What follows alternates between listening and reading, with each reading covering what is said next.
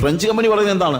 നിങ്ങളുടെ സാലറിയിൽ എത്ര % വേണം? ചിലർ പറയും എനിക്ക് 5% മതി, എനിക്ക് അവിടെ പ്രത്യേകിച്ച് ചിലവൊന്നുമില്ല, അതുകൊണ്ട് എനിക്ക് 5% മതി. ഞാൻ 95% ഞാൻ എന്ത് ചെയ്യുന്നു? ഇന്ത്യയിലേക്ക് അയക്കുന്നു. എന്തുകൊണ്ടാണ്?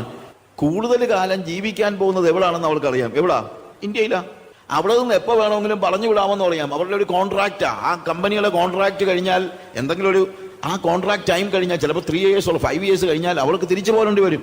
അവർക്ക് 5 വർഷമേ ഉള്ളൂ അവിടെ. പിന്നുള്ള 50 വർഷം ജീവിക്കേണ്ടത് ഇന്ത്യയിലാണ്. അപ്പൊ അതുകൊണ്ട് ബുദ്ധിമാന്മാര് അവിടെ ഏറ്റവും കുറച്ച് സ്പെൻഡ് ചെയ്തിട്ട് ബാക്കി മുഴുവൻ എവിടെ ഇൻവെസ്റ്റ് ചെയ്യും? ഇന്ത്യയിൽ ഇൻവെസ്റ്റ് ചെയ്യും. ദാറ്റ് ഈസ് നോർമൽ എക്കണോമിക്സാണ്. അതിപ്പം പഠിക്കാൻ വേണ്ടി എക്കണോമിക്സിൽ PhD ഒന്നും എടുക്കണ്ട. ഏത് സാധാരണക്കാരന് മനസ്സിലാകുന്ന എക്കണോമിക്സാണ്. കാര്യം അവനറിയാം അവിടെ 3 വർഷമേ ഉള്ളൂ, അത് കഴിഞ്ഞാൽ എവിടെയാണ്? ഇന്ത്യയിലാണെന്നുള്ളത് അവനറിയാം. അങ്ങനെയാണ് അവൻ. അതുകൊണ്ട് അവൻ എപ്പോഴും പ്ലാൻ ചെയ്യുന്നത്, ഞാൻ ഇൻവെസ്റ്റ് ചെയ്യുന്നത് ഞാൻ താമസിക്കാൻ പോകുന്ന എൻ്റെ വീട്ടിലേക്കാണ്. ഞാൻ പറഞ്ഞ് മനസ്സിലാക്കണം. അവൻ ബുദ്ധിമാനാണ്. പക്ഷെ ബുദ്ധിയില്ലാത്തവൻ എന്ത് ചെയ്യും? മൂഢന്മാരെന്ത് ചെയ്യും?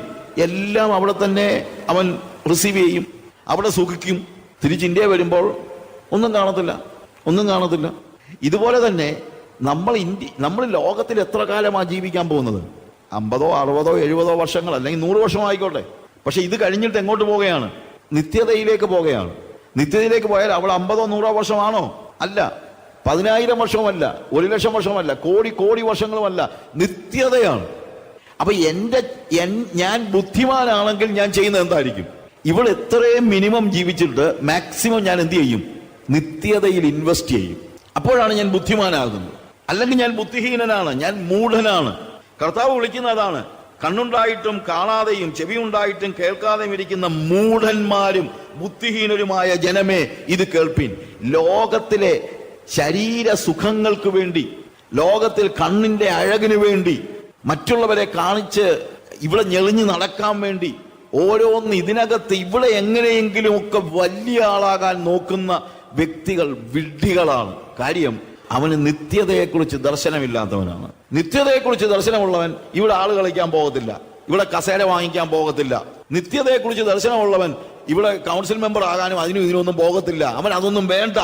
നിത്യതയെക്കുറിച്ച് ദർശനമുള്ള പറയുന്നത്, ഞാൻ ഇവിടെ ആരും അറിയാതെ ജീവിച്ചാലും എനിക്ക് കുഴപ്പമില്ല. കാര്യം ഞാൻ യുഗായുഗങ്ങൾ എൻ്റെ കർത്താവിനോട് കൂടെ നിത്യതയിൽ ജീവിക്കാൻ പോകുകയാ.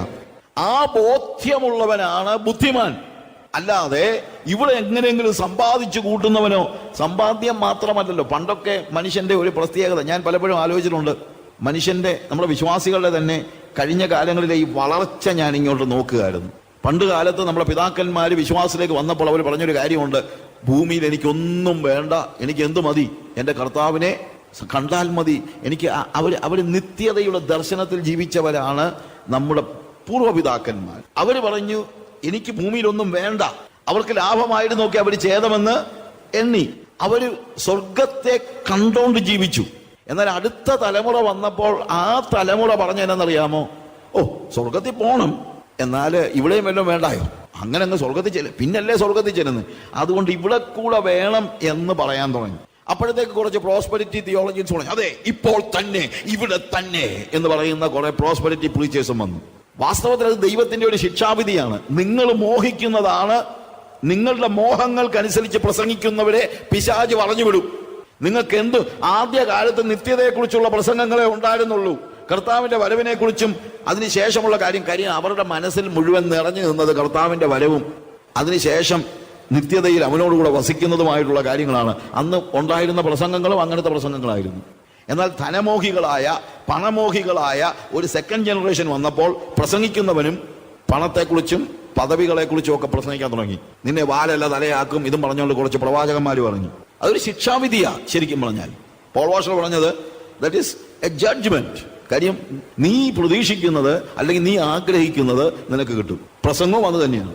എന്നാൽ അടുത്ത തലമുറ വന്നപ്പോൾ, അതായത് ഞാനിങ്ങനെ പറഞ്ഞു വരുമ്പോഴത്തേക്ക് എൻ്റെ ഒക്കെ ആ ചെറിയ പ്രായത്തിലൊക്കെ ഈ ഇന്ത്യക്ക് പുറത്ത് പോയവരുടെ എല്ലാം ചിന്ത എങ്ങനെയെങ്കിലും വല്ലതൊക്കെ ഉണ്ടാക്കി ഇവിടെ വന്ന് സമ്പാദിക്കണമെന്നുള്ള ആഗ്രഹമെങ്കിലും ഉണ്ടായിരുന്നു. ഇപ്പോഴത്തെ തലമുറയ്ക്ക് അതുപോലും ഇല്ല. സമ്പാദ്യം പോലുമല്ല, അവന് സുഖിച്ചാ മതി, വേറെ ഒന്നും വേണ്ട. ഈ തലമുറയുടെ പ്രശ്നം നിങ്ങൾ മനസ്സിലാക്കിയിട്ടുണ്ടോ? ഈ തലമുറയുടെ പ്രശ്നം അവർക്ക് പണവും വേണ്ട. പണം വേണ്ടെന്ന് പറഞ്ഞു കഴിഞ്ഞാൽ സുഖിക്കാൻ പണം വേണം. പഴയ തലമുറയിൽ, ഏറ്റവും പഴയ തലമുറ നിത്യതയെക്കുറിച്ച് ആലോചിച്ചു. അതിനുശേഷമുള്ള തലമുറ ഭൂമിയിലെ സ്വത്തിനെ കുറിച്ച് ആലോചിച്ചു. ഇപ്പോഴത്തെ തലമുറ ഭൂമിയിലെ സ്വത്തിനെ കുറിച്ചല്ല, സുഖിക്കണം, മാക്സിമം സുഖിക്കണം.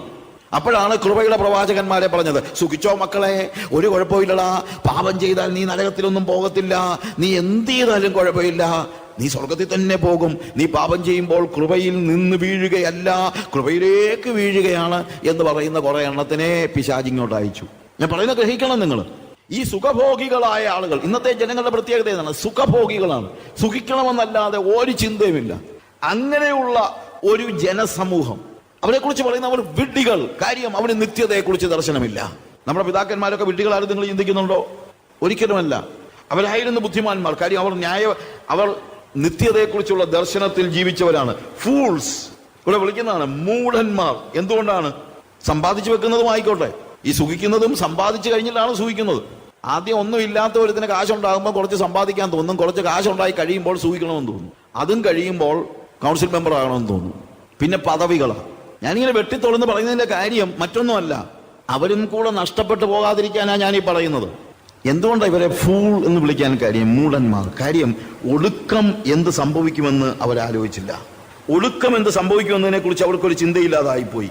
വിഡ്ഢികൾ എന്ന് കർത്താവ് തന്നെ വിളിക്കുക. ലൂക്കോസിന്റെ സുവിശേഷത്തില് നമ്മൾ അതിന്റെ 12-ാം അധ്യായത്തിൽ, ലൂക്കോസിന്റെ സുവിശേഷം 12-ാം അധ്യായത്തിന്റെ 20-ാം വാക്യം വായിക്കുമ്പോൾ നമ്മളവിടെ കാണുന്നത് ദൈവവിഷയമായി സമ്പന്ന 20-ാമത്തെ വാക്യത്തിൽ, മൂഢ, ഇന്ന് ഈ രാത്രിയിൽ നിന്റെ പ്രാണനെ നിന്നോട് ചോദിക്കും, പിന്നെ നീ ഒരുക്കി വെച്ചത് ആർക്കാകും? നമുക്ക് അതിന്റെ ബാക്ക്ഗ്രൗണ്ട് അറിയാമല്ലോ.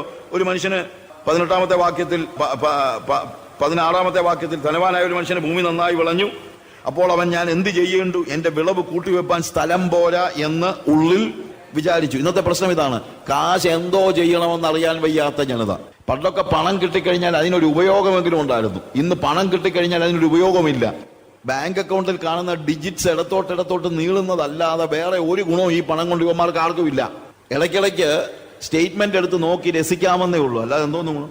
ബാങ്ക് സ്റ്റേറ്റ്മെന്റ് എടുത്ത് ഇങ്ങനെ ഒന്ന് കണ്ടൊന്ന് രസിക്കാം, അല്ലാതെ എന്താ ഗുണം ഇതുകൊണ്ട്? കൂടുതൽ കാശ് കിട്ടിക്കഴിഞ്ഞാൽ എന്തോ എടുക്കാനാണ്? ഞാൻ ചോദിക്കാറുണ്ട്, അല്ലേ, ഒരു പ്ലെയിൻ, ഈ ഇവിടുത്തെ വലിയ ധനികരായ അനിൽ അംബാനി പോലുള്ള ആളുകൾ, ഇവരൊക്കെ എന്തിനാ പല ജെറ്റ് പ്ലെയിൻ വാങ്ങിക്കുന്നത്? 2 കാലി വെച്ച് പോകാനൊന്നും പറ്റത്തില്ലല്ലോ, ഇല്ലേ? പണം കുറച്ച് കഴിഞ്ഞാൽ ഈ പണം കൊണ്ട് വലിയ പ്രയോജനമൊന്നുമില്ല, ഒരു ഉപയോഗമില്ല. ഈ പറഞ്ഞതുപോലെ ഡിജിറ്റ്സ് നോക്കി ചുമ്മാ ഒന്ന് രസിച്ചിരിക്കാമെന്നുള്ളതല്ലാതെ വേറെ കാര്യമൊന്നുമില്ല.